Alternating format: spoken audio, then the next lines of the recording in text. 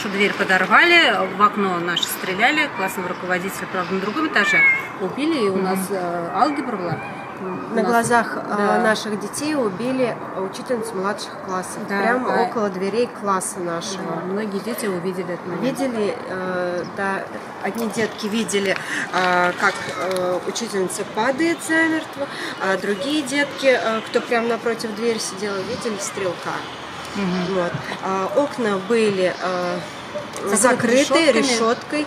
По чистой случайности одно окно, это у нас открылось. Мальчик буквально пару месяцев назад, и оно открыто было. Прыгивали высоко, там цокольный этаж, подвал, отмостки залиты, то есть они все равно покалечились.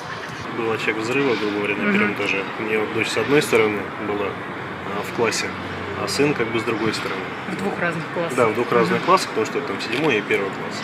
То есть дочь у нас потерпевшая идет, а сын уже, получается, свидетель. Это аналогичная ситуация. Это одна семья, почему два ребенка? Они же в этой же семье. Почему они должны два разных статуса иметь? Мы хотели, чтобы наш класс оставили в статусе потерпевших.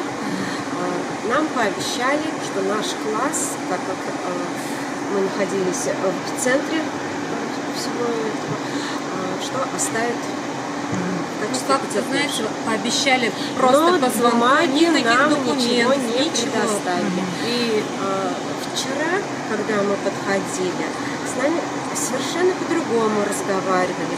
На нас давили, говорили, вы из-за денег это ходите сюда.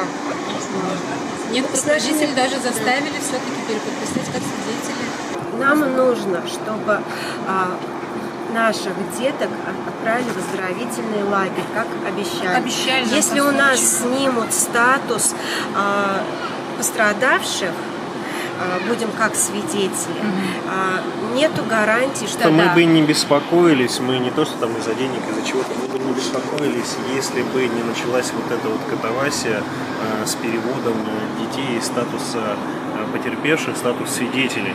То есть мы как бы юридически не так подкованы, и в таких ситуациях никогда не были, слава богу, и никому, естественно, не желаем. Просто когда вот это все началось, понеслось, мы, соответственно, не поняли, что, собственно, происходит. Почему сначала мы пришли так, а потом нас просят переписать. Ну, как бы, что это, как это называется?